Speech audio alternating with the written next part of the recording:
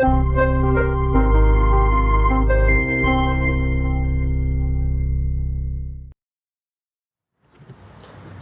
hari Minggu, kita bertemu lagi di dalam ibadah Pentakosta tanggal 31 Mei 2020.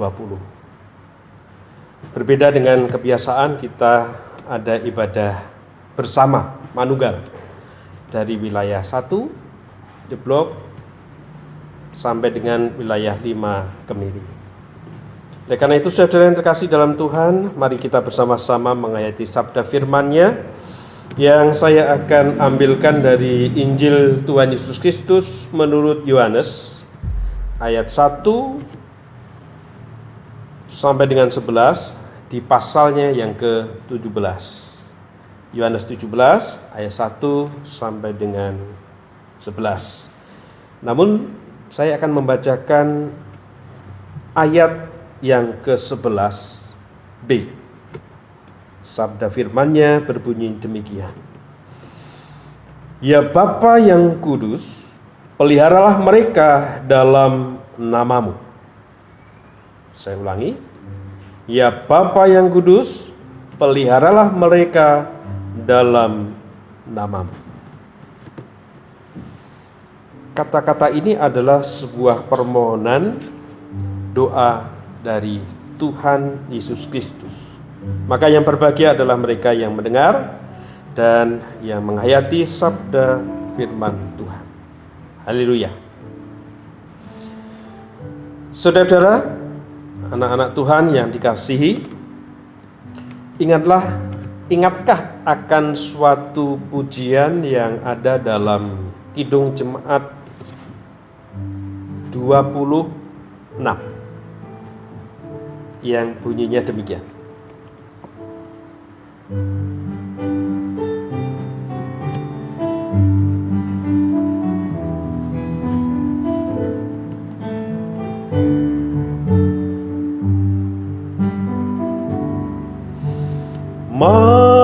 Mampirlah dengar doaku,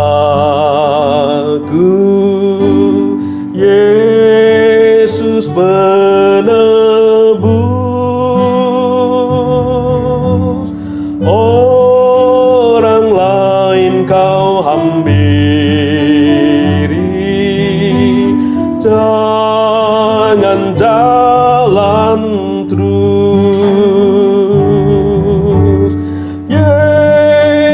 Yesus Tuhan, dengar doaku.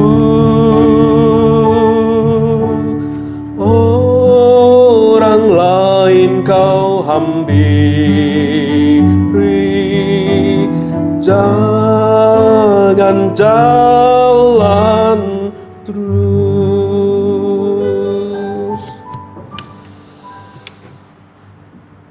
Itu adalah suatu lagu yang menggambarkan kepada kita orang-orang Kristen, orang-orang beriman, bahwa di dalam doa kita ingin melibatkan Tuhan. Karena kita berdoa kepada Tuhan. Tapi pertanyaannya, apakah ada ataukah apakah memang di dalam doa saudara itu membutuhkan Tuhan saat saudara berdoa? Memang ini sebuah pertanyaan yang aneh. Kok berdoa tidak melibatkan Tuhan? Ini tidak akan aneh jikalau dilakukan oleh orang-orang ateis, orang-orang yang tidak mengenal Tuhan. Mereka bisa berdoa, bermeditasi tanpa melibatkan Tuhan di dalam meditasinya, di dalam doa-doanya.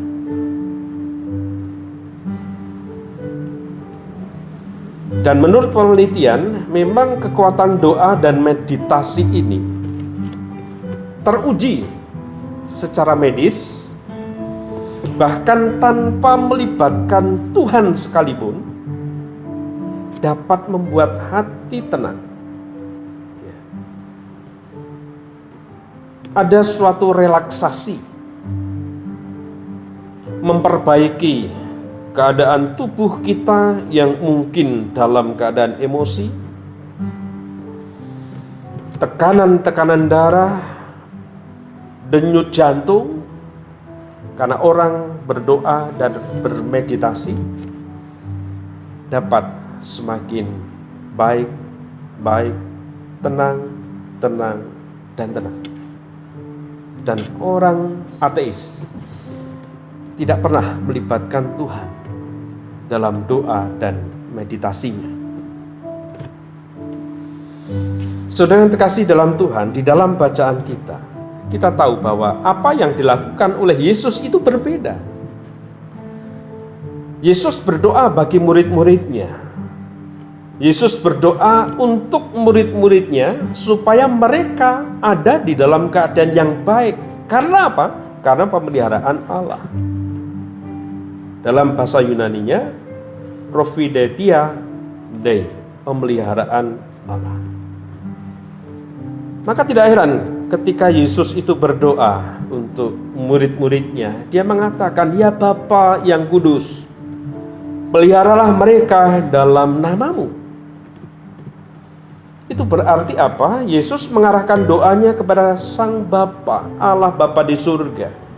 Memohon kepadanya supaya Tuhan Allah campur tangan di dalam segenap kehidupan para murid. Saudara terkasih di dalam Tuhan Yesus Kristus, semasa Yesus ada di dunia ini, Yesus memelihara kehidupan para murid. Ia terlebih dahulu memohon kepada Bapa ketika nantinya dia berpulang, ketika nantinya dia datang ke surga, supaya Allah Bapa sendirilah yang nanti akan memelihara kehidupan para muridnya. Dengan demikian, kekuatan doa di dalam doa Yesus itu terletak pada suatu keyakinan bahwa Allah adalah pemelihara kehidupan manusia. Providentia Dei. Allah Bapa itu adalah Allah pemelihara dunia dan kehidupan. Dunia dan kehidupan ini tidak akan berjalan dengan otomatis, tetapi berjalan di dalam rangka rencana Allah yang begitu indah. Sehingga tidak ada bahwa dunia ini berjalan dengan begitu otomatisnya. Sebenarnya itu semua terkendali karena kuasa Tuhan Allah. Maka saudaraku yang terkasih di dalam Tuhan Yesus Kristus, menurut para deis, Allah membiarkan dinamika kehidupan dunia ini berjalan tanpa campur tangannya, baik secara langsung maupun tidak langsung. Nah, kekuatan doa yang semacam ini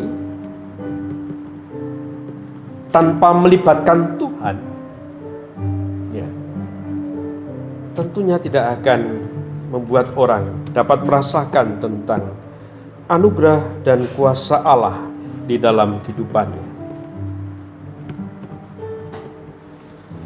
Oleh karena itu, saya mengajak kepada saudara-saudara, di dalam doa, marilah kita melibatkan Allah di dalam doa-doa kita, seperti doa Yesus untuk murid-muridnya.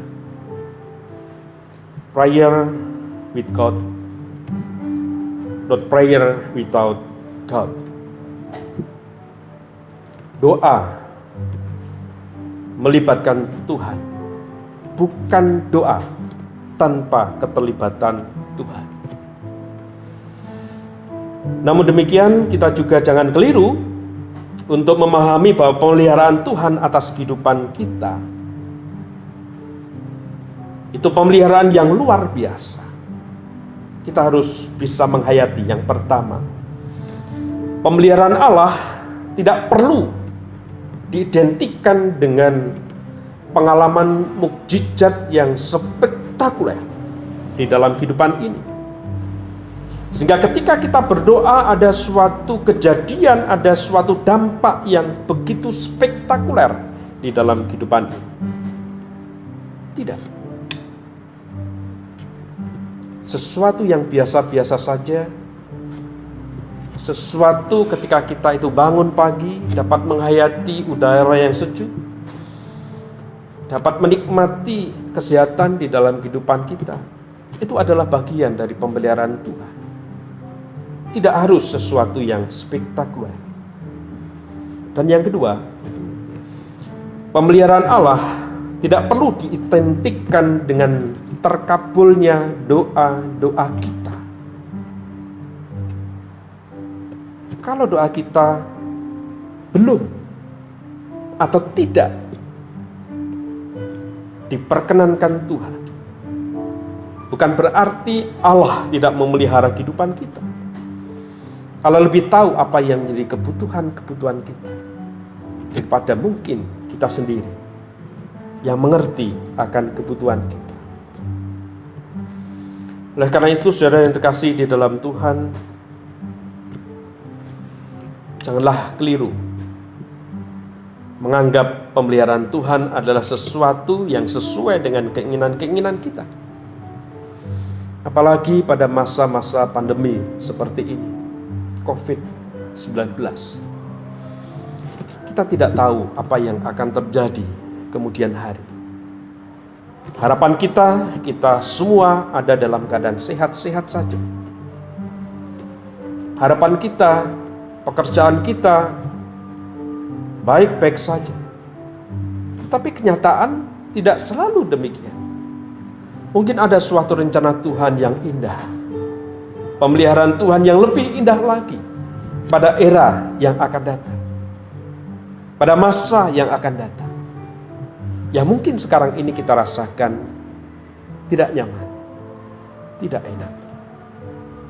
Namun yakin dan percayalah saudara, bahwa Prophesydia Dei, Allah Sang Pemelihara kehidupan kita, adalah Allah yang selalu hadir, Allah yang selalu datang, Allah yang selalu menyertai, Allah yang selalu mengerti akan apa yang kita butuhkan. Yakinlah pada Tuhan, peganglah janjinya, percayalah pada Tuhan akan kehidupan kita di masa yang akan datang. Kiranya firman ini menguatkan kehidupan saya dan saudara, terutama di dalam menghadapi COVID-19 ini. Tuhan berkati. Amin. Ada sebuah lagu yang indah bagi kita. Jikalau firman Tuhan itu selalu kita pegang, kita akan mendatangkan kekuatan yang luar biasa atas kehidupan kita. Ada suatu rasa damai di dalam kehidupan kita. Walaupun susah dan derita itu kita hadapi. Ketika kita melibatkan Allah di dalam doa-doa kita, maka jiwa kita akan merasa aman dan nyaman. Pelengkap Kidung Jemaat 255,